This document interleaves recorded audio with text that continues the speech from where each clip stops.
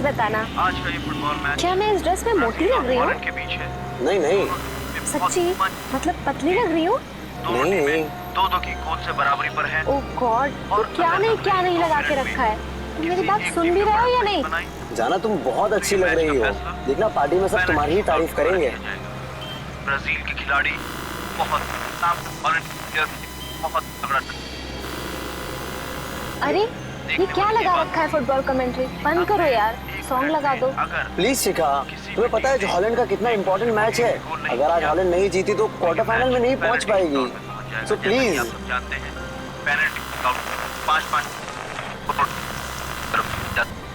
और वो मैच बहुत ही रोमांचक होता है जब दोनों टीमें पेनल्टी शूटआउट में पहुंच जाए। जी हाँ, दोनों ही टीम बहुत ही जबरदस्त है। ये कार को अचानक क्या हो गया? जरूर तुम पेट्रोल भरवाना भूल गए होगे। नहीं, कल ही तो मैंने टैंक फुल करवाया था।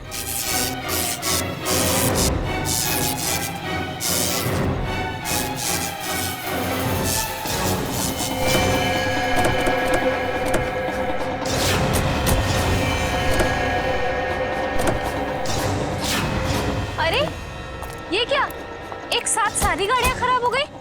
हाँ, सड़क की सारी बत्तियां भी गुल हो गई है।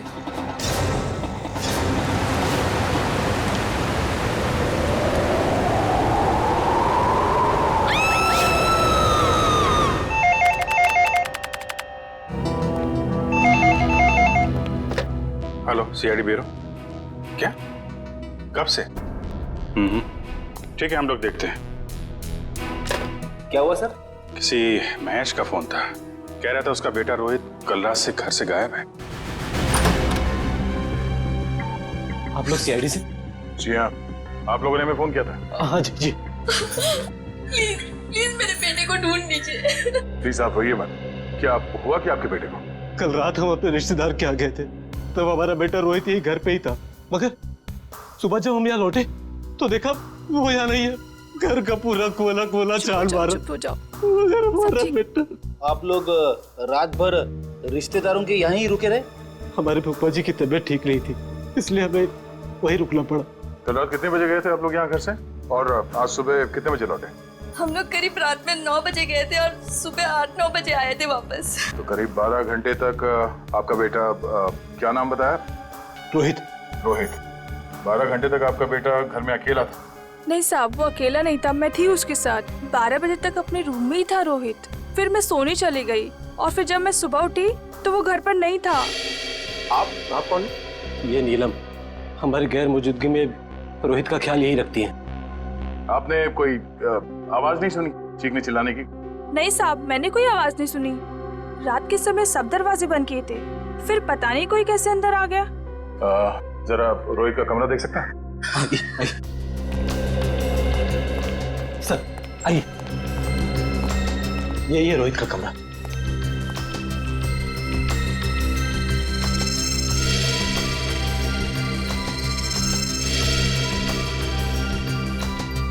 ओहो, लगता है आपका बेटा महाराणा प्रताप का बहुत बड़ा फैन है। हाँ, ये उसका फेवरेट सीरियल है और इसका एपिसोड कभी मिस नहीं करता। कैंपिंग का सामान को देखकर लगता है कि वो एडवेंचर स्पोर्ट्स का भी काफी दीवाना है। हाँ? जी, बहुत पसंद था उसे।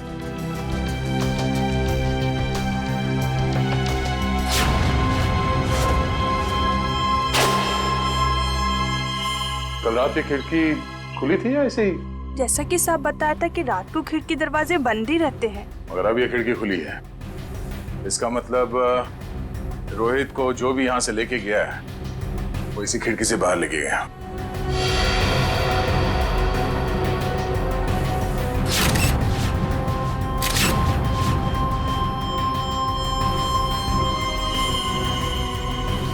हुक। चलिए जरा बाहर चल के देखते हैं।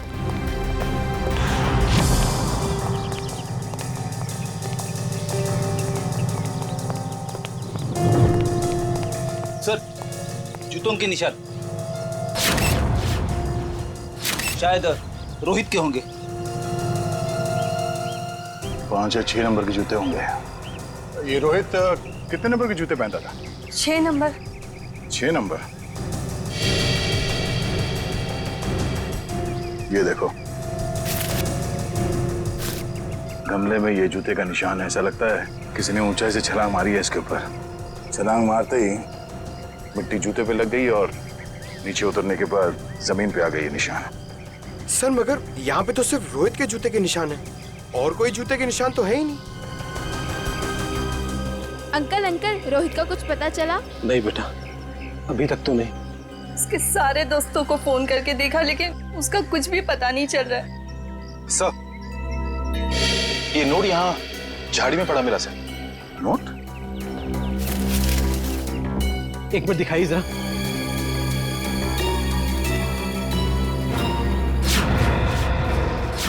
ये कैसे हो सकता है? ये तो मेरा लकी नोट है। इसे तो मैं हमेशा मेज की ड्रॉअर में रखता था। आपको पूरा यकीन है कि यही वो नोट है? हाँ, ये देखिए, इस पे मेरे नाम का इनिशियल्स भी लिखा हुआ है। ये नोट वहां कैसे आया? मिस्टर राजेश, बुरा मत मानिएगा, पर हमें ऐसा लगता है कि रोहित खुद घर छोड़ के गया है। ये आप क्या कह रहे हैं? मेरा बेटा खुद घर छोड़ के भाग कैसे सकता है? देखिए मैम, रोहित के कमरे की खिड़कियां अंदर से बंद थी, फिर भी किसी ने खिड़कियां अंदर से खोली है। और अगर कोई यहाँ से रोहित के कमरे में चढ़ता तो कल रात बारिश हुई थी, उसके हाथों के या पैरों के निशान यहाँ दीवार पे होने चाहिए थे, मगर यहाँ दीवार एकदम साफ है और यहाँ जमीन पे रोहित के जूतों के निशान मिले हैं और किसी के नहीं। और ये नोट, तो ऐसा लगता है कि भागने से पहले रोहित ड्रॉअर से पैसे निकाल के गया है। ये कैसे कह सकते हैं आप कि मेरा बेटा इतनी ऊंचाई से कूद सकता है? अब आप ही ने बताया था कि आपके बेटे को ट्रैकिंग और हाइकिंग का बहुत शौक है, तो हो सकता है ये हुक के जरिए रस्सी लगाकर वो नीचे उतर गया हो यहाँ से। अंकल, रोहित को अकेले घूमना बहुत पसंद था। वो अक्सर शाम को हमारा क्रिकेट मैच छोड़ के यहाँ वहाँ जाया करता था। अकेले घूमता था? कहाँ पे? वैसे तो उसने कभी बताया नहीं, मगर एक दिन मैं उसका पीछा करते करते पुराने किले के पास पहुँच गया था। पुराने किले के पास? क्या करने जाता था वो वहाँ? सर वो महाराणा प्रताप का फैन था सर, शायद इसलिए जाता हो सकता है कल रात भी रोहित पुराने किले में ही गया हो।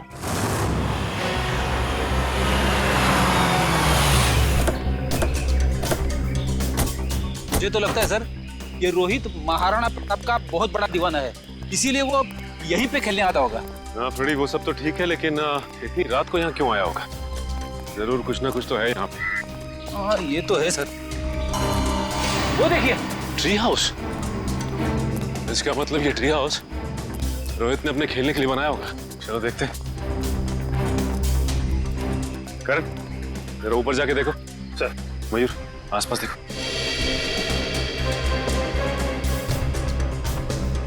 यहाँ से भी टूटा है और यहाँ से भी हाथापाई हुई है।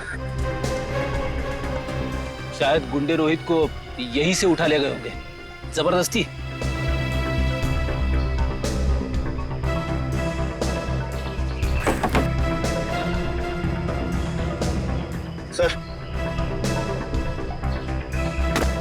सर ये कुछ बुक्स मिली है, सबकी सब महाराणा प्रताप के बारे में। वाकई में महाराणा प्रताप का बहुत बड़ा फैन लगता है ये। सर, यहाँ आसपास कुछ भी नहीं मिला। कुछ भी नहीं है? ठीक है, देखते हैं।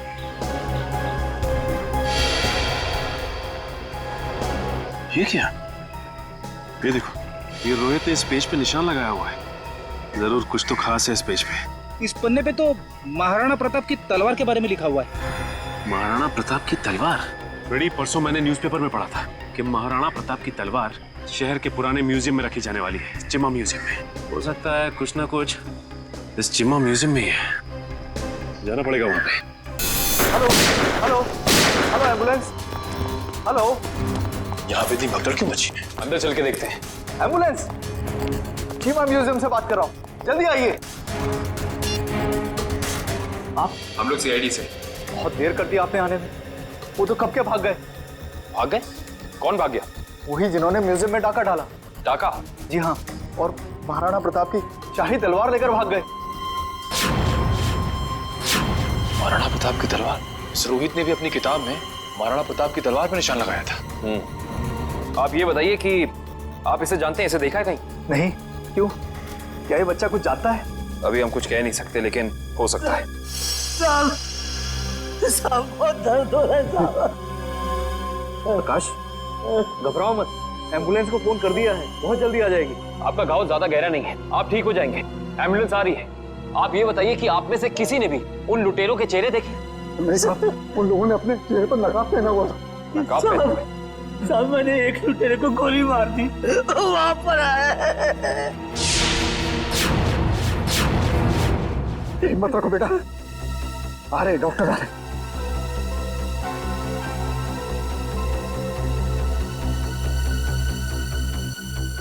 ये तो मर चुका है। साहब मुझे सजा तो नहीं होगी ना? आपको घबराने की कोई जरूरत नहीं है। आपने आत्मरक्षा में गोली चलाई है, अदालत इस बात को जरूर ध्यान में रखेगी। कुछ नहीं होगा आपको।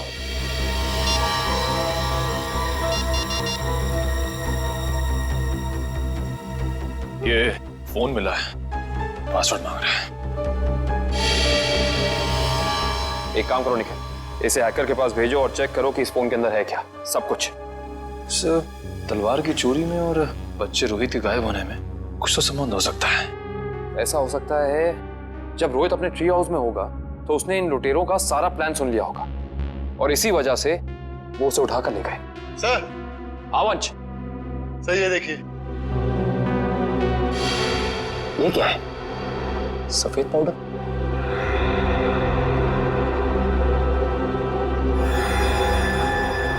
इसे चेक कराना पड़ेगा। सर, मैंने शहर के सभी check post, airport, bus stop और रेलवे स्टेशन पे रोहित का फोटो भेज दिया है। अगर लोग उसे शहर से लेके बाहर जाएंगे तो पकड़े जाएंगे। तलवार की फोटो भी भेजो। सर, वरना आप तलवार भी बाहर नहीं जानी चाहिए। सर, मैंने शहर के उन सभी अमीर लोगों की लिस्ट निकाली है जिन्हें एंटीक सामान खरीदने का शौक है और जो उस तलवार में दिलचस्पी दिखा सकते हैं। सबकी एक एक हरकत पे नजर रखो। रोहित के और तलवार के गायब होने में आपस में कोई ना कोई संबंध जरूर है।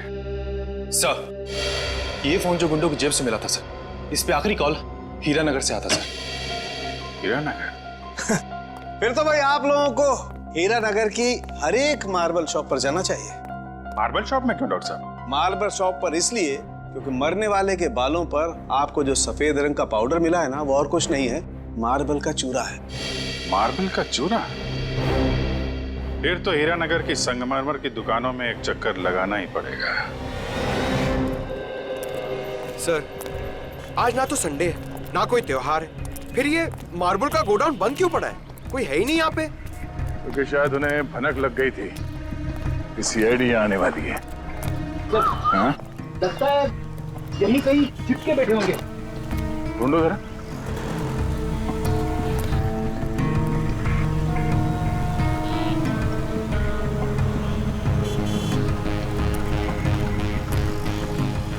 ये घर यहाँ? चलो अंदर देखते हैं।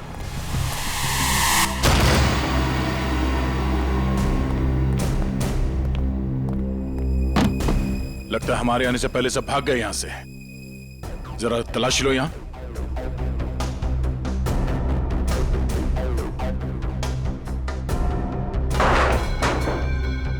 सर, यहाँ पे तो मेज और कुर्सी के अलावा कुछ भी नहीं है। लगता है सारे सबूतों के साथ वो लोग भाग गए।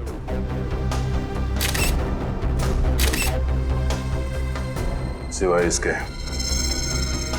वो ये पेपर जलाना चाहते थे, मैं पूरी तरह से जला नहीं। इस पे तो कुछ नाम और नंबर लिखे थे।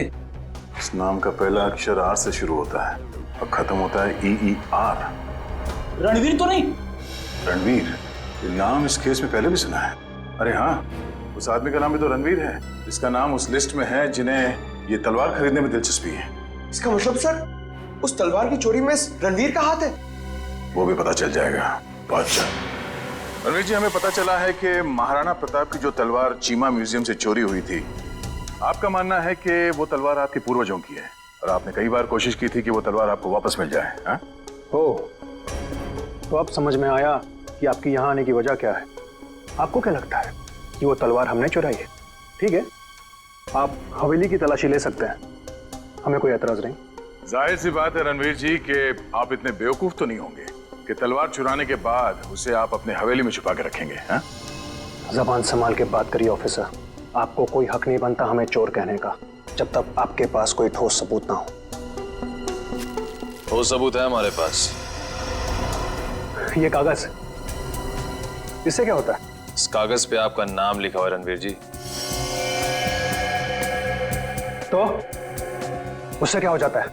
उससे यह साबित होता है कि वो तलवार आपने चोरी करवाई है, क्योंकि ये जला हुआ कागज का टुकड़ा हमें उन लुटेरों के अड्डे से मिला जिन्होंने शायद आपके कहने पे वो तलवार चुराई। बेकार की बात है। इस दुनिया में ऐसे कितने लोग होंगे जिनका नाम रणवीर है, तो आप हम पे कैसे शक कर सकते हैं? माना कि इस दुनिया में बहुत से लोग हैं जिनका नाम रणवीर है, मगर उस तलवार में दिलचस्पी रखने वाले आप एक लौते रणवीर हैं। अरे रणवीर साहब, आपको तो पसीना आने लगा। अरे भाई इन्हें ठंडा पानी पिलाओ, शरबत पिलाओ, क्योंकि कुंवर साहब को जेल में ये सब मिलना थोड़ा मुश्किल लगता है। शक्ल क्या देख? जाओ जल्दी लो। गो गो। जेल? हमने कुछ नहीं किया, हम जेल नहीं जाएंगे। सच क्या है, जल्दी बताओ। देखिए, हमें किसी का फोन आया था। वो हमसे पूछ रहा था कि हमें अपनी शाही तलवार खरीदने में कोई दिलचस्पी है या नहीं। फिर? आप तो जानते हैं वो तलवार हमारे लिए क्या मायने रखती है, इसलिए हम वो तलवार खरीदने के लिए राजी हो गए। ये जानते हुए भी कि वो तलवार चोरी की है। जी। कब खरीदने वाले हैं आप ये तलवार? जी आज शाम 6 बजे ब्लू डेजर्ट होटल में। Hotel blue desert? बोलिए, किससे मिलना है? शायद पहचाना नहीं है आपने हमें। रणवीर नाम है हमारा। वो शाही तलवार का सौदा करने आए हैं।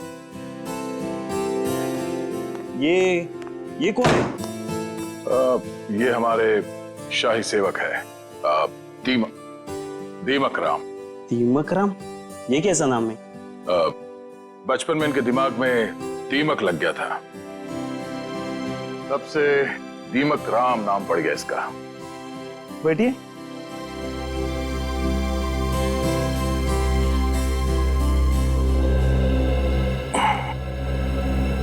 आपकी तारीफ? शाही तलवार की कशिश इन्हें भी यहाँ खींच लाई, पर आप दोनों में से जो ज्यादा मोटी रकम देगा तलवार उसकी। ज्यादा मोटी रकम तो हम ही देंगे, खानदानी रईस जो ठहरे। वैसे वो शाही तलवार कहीं दिख नहीं रही। हर हसीन चीज को देखने का एक मुहूर्त होता है, और वो मुहूर्त तभी आएगा जब पैसा हमारे अकाउंट में आएगा। सही बात है, सही बात है। आप रणवीर जी हैं? कोई शक? लगता है आपने हमें पहचाना नहीं। हम वनराज, आपके और हमारे पिताजी बचपन में मित्र हुआ करते थे। अच्छा अच्छा, वो हो सकता है। वो मेरी याददाश्त थोड़ी कमजोर है। काफी बदले बदले नजर आ रहे हैं आप। खैर, लेकिन आप ये मत सोचिएगा कि पुरानी दोस्ती की खातिर हम ये शाही तलवार आपको ऐसे ही ले जाने दें। ये शाही तलवार तो हम ही लेके जाएंगे वनराज जी, आप बस बोली लगाई। 30 लाख, 40 लाख, 50 लाख, करोड़। 1 करोड़? क्या वो वनराज जी? लगाइए लगाइए, उस तलवार के लिए तो 2 करोड़ रुपए भी कम है। ठीक है, 2 करोड़। चलिए आपका भी मान रखते हैं, 5 करोड़। 5 करोड़? वनराज जी, आप सोच भी नहीं सकते कि शाही तलवार की क्या अहमियत है हमारे लिए। 5 करोड़ 1, 5 करोड़ 2, 5 करोड़ 3। तलवार रणवीर जी की हुई। चलिए अभी के अभी पैसे आप लोगों के अकाउंट में डलवा देता हूँ, मगर दिल की तसल्ली के लिए उससे पहले एक बार हम वो शाही तलवार देखना चाहेंगे। ठीक है, मुन्ना तलवार लेके आ। वैसे आपने ये सही नहीं किया। ये तलवार तो हमारे खानदान के भी बहुत करीब हुआ करती थी। वनराज जी, आपने वो कहावत सुनी है, एक म्यान में 2 तलवारें नहीं रह सकती। उसी तरह एक तलवार का 2 खरीदार नहीं हो सकता, सिर्फ एक ही खरीदार होता है। ये रही शाही तलवार।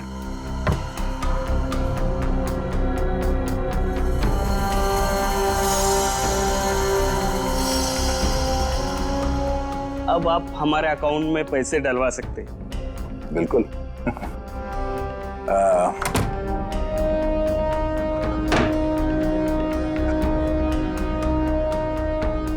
पता है आदमी कौन है? रणवीर जी। रणवीर नहीं, दया। सीआईडी ऑफिसर दया है। दया? वो दरवाजा तोड़ने वाला जो थप्पड़ मारता है? हाँ, वो दांतों तो पियानो बजाने वाला। हाँ हाँ, क्या देख रहे हो, भागो। निखिल, बस बस बस। अब आ गए तुम दया के हाथ में। दरवाजा तोड़ने वाला, थप्पड़ मारने वाला, दांतों से पियानो बजाने वाला। हाँ? तो तैयार हो जाओ पियानो बजवाने के लिए। हाँ? रोहित कहाँ है? मुझे कुछ पता नहीं है सर। वो तलवार किसके कहने पे चुराई तूने? कुछ याद नहीं है। याद नहीं? रेडी, जरा मदद करो इनको याद करने में। ये लीजिए सर, नेक काम में देरी कैसी। डॉक्टर साहब आप यहाँ पे? हाँ यार, एक बहुत जरूरी खबर देनी है। वो महाराणा प्रताप की जो तलवार थी, जो म्यूजियम से चुराई गई थी, वो तलवार नकली है। क्या नकली है? तेरे चेहरे का रंग तो बिल्कुल नहीं बदला। तो जानता था वो तलवार नकली है? ना, मुझे मालूम था कि वो तलवार नकली है। तो नकली तलवार तूने चुराई क्यों? किसी के कहने पे चुराया साहब। किसके कहने पे? वो देख, यहाँ पे अगर इन सब ने थोड़ी थोड़ी मेहनत की तुझे याद दिलाने में, तो तेरा क्या हश्र होगा मैं कह नहीं सकता। भला इसी में चुपचाप बता दे, तलवार किसके कहने पे चुराई? वो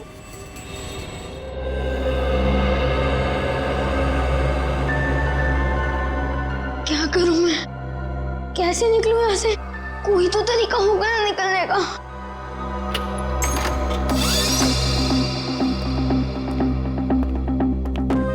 ले, खाना खा ले।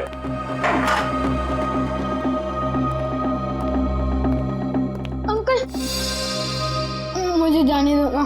मैंने आपको क्या बिगाड़ा है? तुझे जाने देना या ना जाने देना मेरे बॉस के हाथ में है, समझा? जा आप खाना खा ले।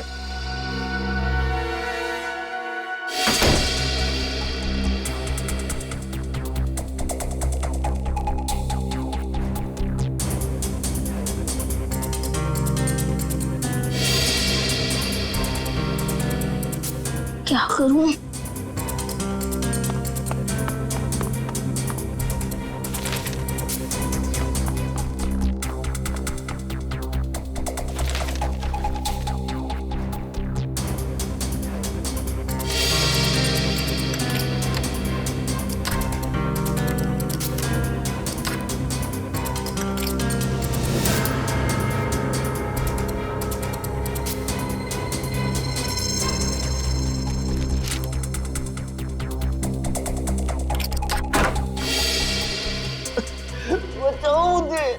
ये किसकी आवाज है? लगता है उन लोगों ने किसी और को भी कैद करके रखा है। कोई बचाओ मुझे। अंकल आप कौन हो? तुम कौन हो? मैं रोहित। इन लोगों ने मुझे भी आह्वान के रखा था। बेटा मुझसे बहुत बड़ी गलती हो गई। अंकल कैसी गलती? हमें बताने का वक्त नहीं। अगर मैं यहाँ से बाहर नहीं निकला तो तुम हर तरफ तबाही तबाही होगी। तो अंकल चलो। नहीं, यहाँ से नहीं। बाहर उन लोगों ने पहरा लगा रखा हो। ये भी ठीक है। खिड़की से? बेटा मगर हम लोग दूसरे माले पे। चद्दरें? तो अंकल ये चद्दरें कब काम आएगी? चलो अंकल जल्दी।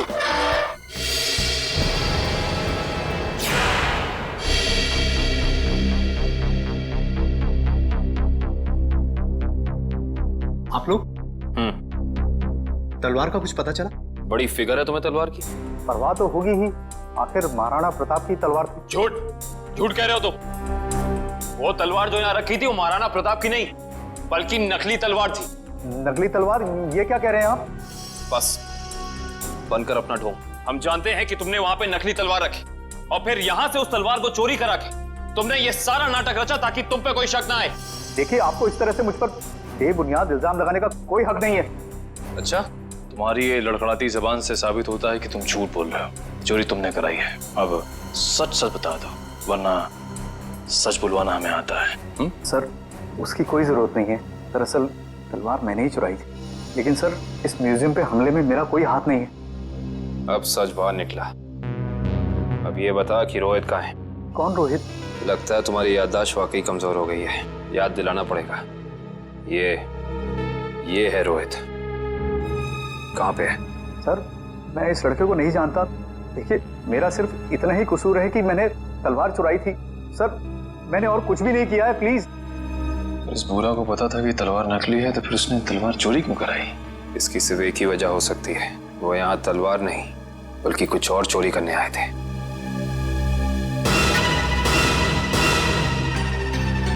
जिस वक्त यहाँ चोरी हो रही थी वो क्लोज सर्किट कैमरा चल रहा था? जी सर। पंच, कल की फुटेज लाओ। सर।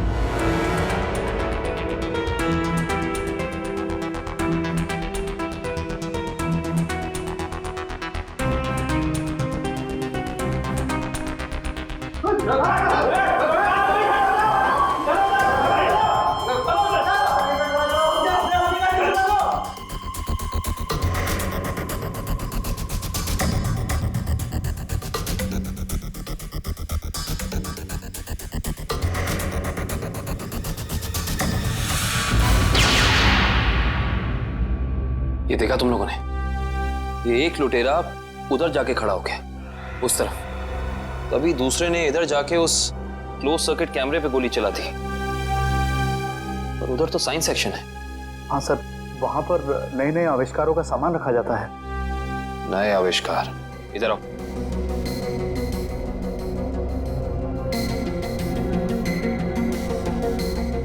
ध्यान से देख के बताओ कि यहाँ सब कुछ पहले जैसा है कि कुछ चोरी हुआ है? नहीं सर, सब कुछ ठीक दिख रहा है।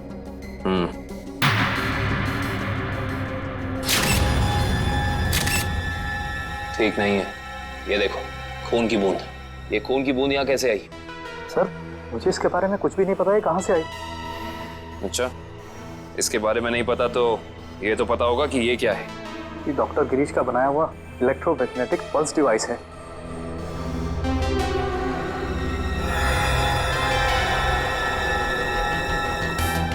ये देखिए, पूरा डिवाइस बदला गया है। वो लुटेरे असली डिवाइस ले जाके नकली डिवाइस रख दिया। इस डिवाइस में ऐसी क्या खास बात है? सर, ऐसा कुछ भी खास नहीं है इसमें। कुछ तो खास है, वरना वो यहाँ नहीं खड़ा होता। ये डिवाइस तुम्हें डॉक्टर गिरीश ने खुद ला कर दिया था? नहीं सर, उनकी तो मौत हो चुकी है। उसका बेटा है नितिन, उसने दिया था। इंटरेस्टिंग। इस नितिन का एड्रेस देना जरा।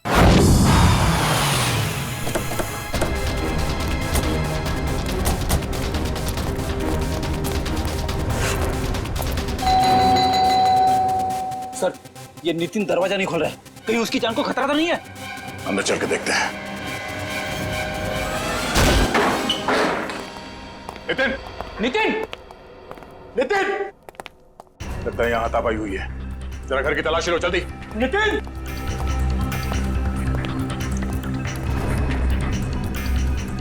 सर, नितिन तो नहीं है। क्या हुआ? सब कुछ नहीं। लगता है वही लोग नितिन को जबरदस्ती यहाँ से उठा के ले गए जिन्होंने म्यूजियम से वो खास डिवाइस चुराई थी। सर, शायद उन्हें वो डिवाइस इस्तेमाल करने नहीं आ रहा होगा, इसलिए उसे उठा के ले गए ताकि वो उन्हें सिखा सके। हाँ अभिजीत, क्या? कौन सा न्यूज चैनल? ओके, या न्यूज लगाना जल्दी।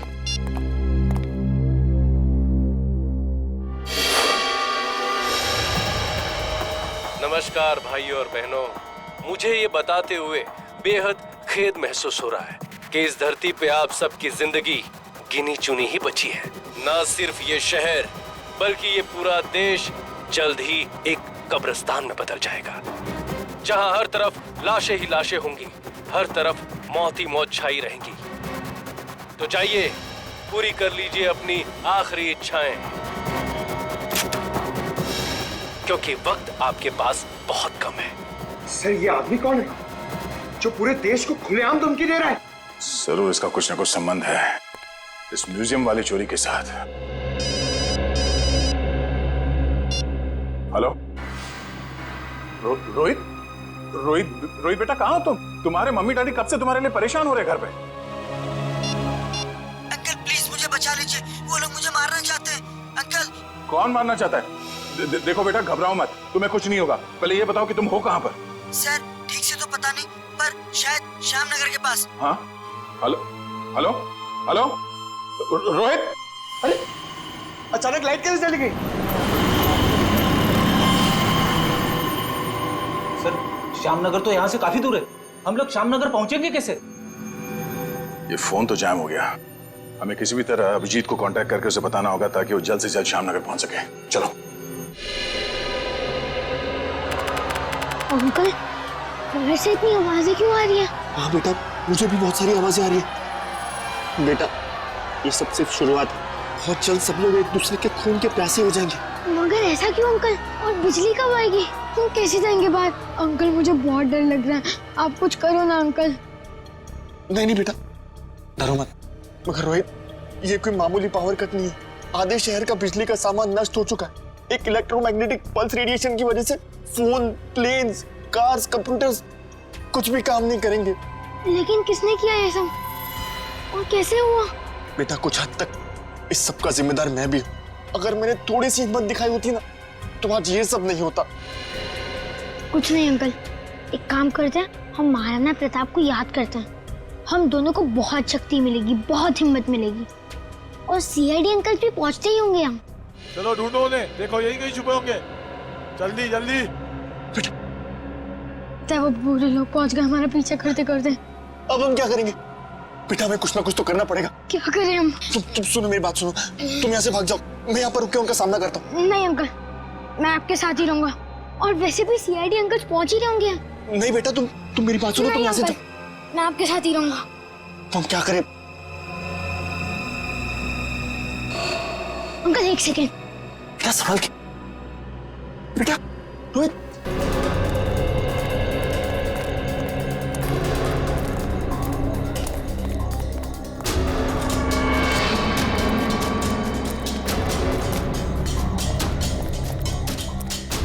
अब समझ में आया, उन लुटेरों ने वो ईएमपी डिवाइस उस म्यूजियम से क्यों चुराया होगा। क्यों चुराया होगा सर? ताकि वो इस शहर को ऐसे अंधकार में डाल सके वंश। यही प्लान था उनका। इस मुश्किल से इस शहर को निकालने का रास्ता ढूंढना पड़ेगा। इसका रास्ता तो अब उसी इंसान के पास है जिसके पास ये डिवाइस है। वो इसे इस्तेमाल करना भी जानता है और इसे नष्ट करना भी। इस अंधेरे ने हमारी मुश्किल और बढ़ा दी है। वो बेचारा बच्चा रोहित, उसे ढूंढना थोड़ा और मुश्किल हो जाएगा। उसे भी ढूंढेंगे हम, और इस शहर को इसकी जगमगाहट वापस लौटाएंगे।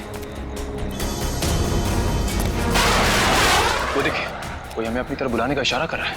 हाँ निखिल, कहीं इशारा वो बच्चा रोहित तो नहीं कर रहा? आओ देखते हैं। चलो।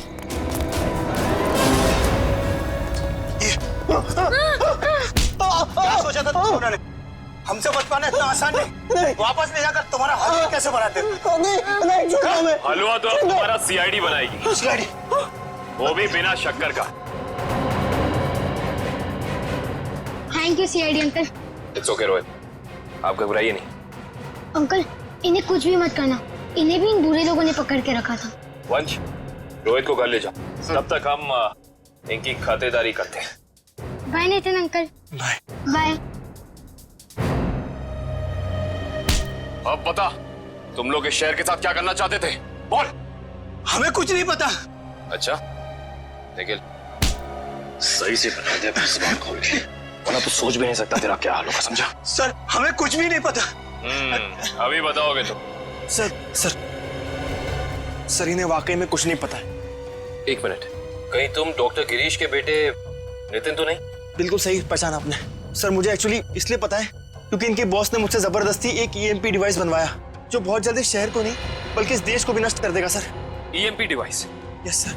नितिन, ये ईएमपी डिवाइस कहाँ रखा है तुम्हें पता है? और इनका बॉस कौन है? सर, मैंने सिर्फ उनकी आवाज सुनी है, कभी उनका चेहरा नहीं देखा सर। चेहरा नहीं देखा? हेलो जी, अभिजीत सर। सर, रोहित हमें मिल गया है।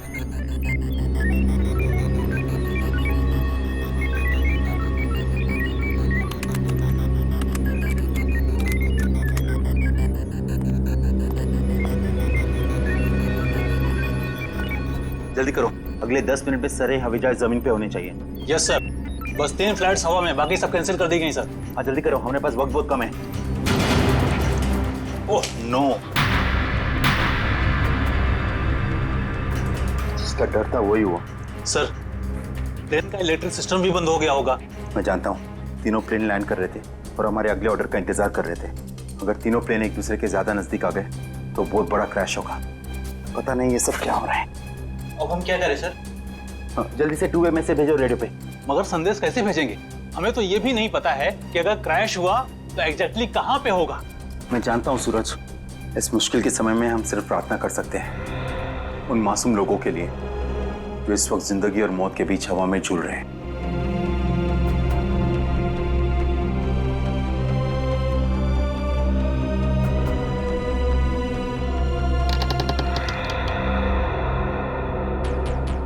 सर यही वो जगह है जहां उस डिवाइस पे मुझे काम करने के लिए लाया गया था, जिससे ईएमपी ब्लास्ट हो। कुछ बड़ा करने का मकसद है इन लोगों का।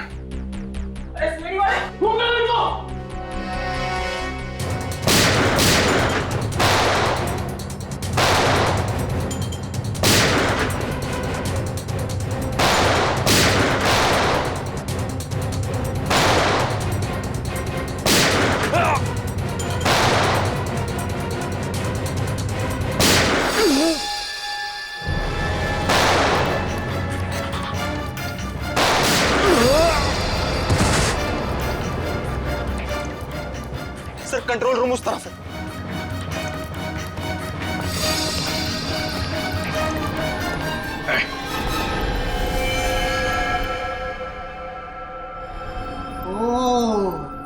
आ गए मिस्टर अभिजीत। तो तुम हो इस सब के पीछे हैं? हाँ मैं हूं मैं।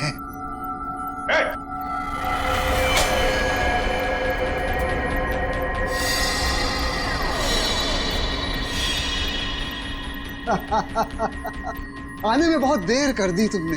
अभी अभी मैंने तो मिसाइल छोड़ दी। अब थोड़ी ही देर में इस देश के सारे सैटेलाइट्स नष्ट हो जाएंगे और चारों तरफ छा जाएगा अंधेरा ही अंधेरा और हो जाएगी तबाही ही तबाही। क्या मिलेगा तुम्हें ये सब करके? इस मिसाइल को रोक दो इसे। कोई तो तरीका होगा इसे रोकने का। मेरे पास है ना तरीका, मेरे पास है। आई नो मेरे पास है तरीका, लेकिन वो तरीका मेरे मरने के बाद मेरे साथ ही खत्म हो जाएगा।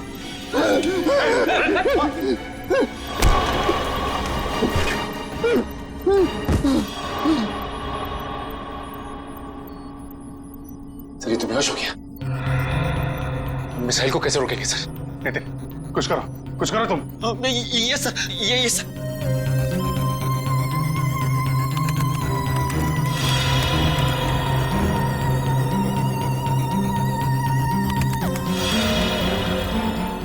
सर मुझे कुछ समझ में नहीं आ रहा है।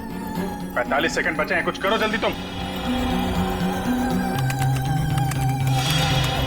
सर एक तरीका है, अगर मैं इस मिसाइल को सेल्फ डिस्ट्रक्ट कर सकूं तो कुछ बात बन सकती है। मतलब मिसाइल अपने आप को नष्ट कर दे अपनी शक्ति से? ये सर ऐसे कुछ।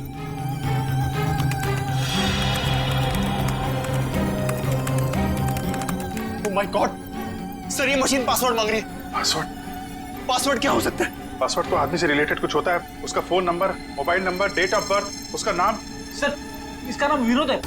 ये सर जल्दी करो, 30 सेकंड बाकी है। नहीं सर, ये 7 कैरेक्टर्स का पासवर्ड मांग रहा है। कहीं मिसाइल तो नहीं लिखा? एक सेकंड। नो सर ये भी नहीं है। जल्दी करो।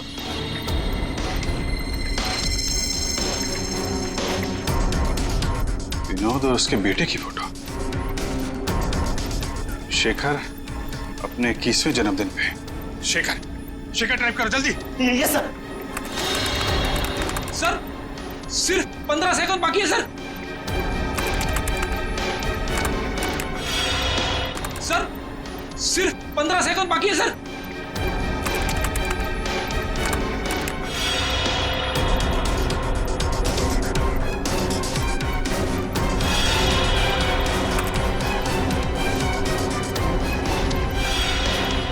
हो गया सर, सर हो गया। ओह माय गॉड सर हो गया।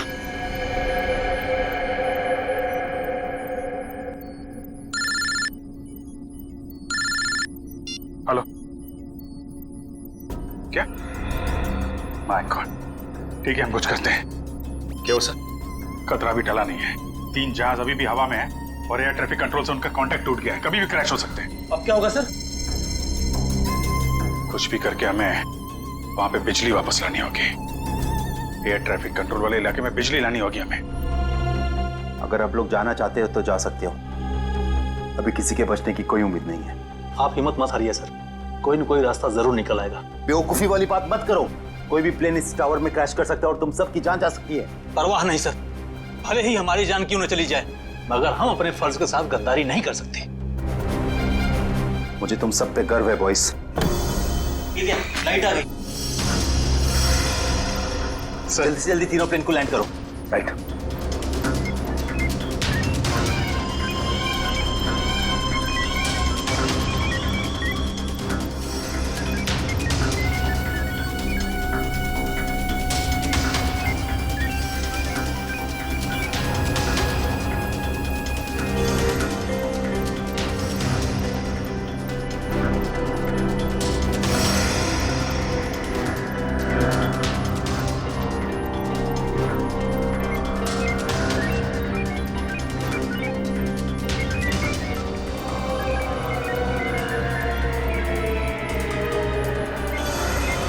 सर, प्लेन की सफली लैंडिंग हो चुकी sir. Very good, good job boys, good job.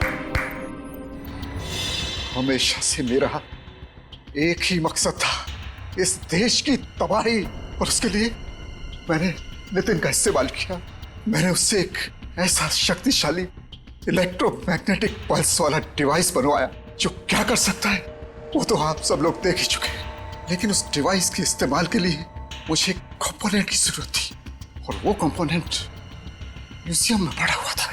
लेकिन उसी नितिन की मदद से हमने तुम्हारे मंसूबों पे पानी फेर दिया। हाँ, गलती हो गई मुझसे, गलती हो गई। मेरा काम खत्म होने के बाद मुझे उस नितिन को फौरन मार देना चाहिए था। कम से कम इस देश को तबाह करने का मेरा सपना तो पूरा हो जाता। लेकिन इस देश से इतनी नफरत की वजह क्या है? इस देश ने मेरा बेटा छीन लिया मुझसे। मेरा बेटा शेखर आर्मी में था। वो इस देश की सेवा उसका धर्म था, लेकिन किसी ने उसकी परवाह की?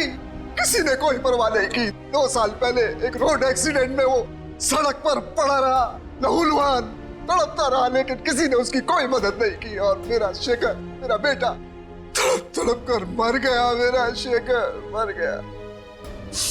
अब आप ही बताइए, मेरा वो बेटा जो अपनी देश के लिए जान देना चाहता था, क्या ऐसी बात का हकदार था वो? बताइए ना। मुझे अब भी लगता है कि इस देश को तबाह हो जाना चाहिए, बर्बाद हो जाना चाहिए।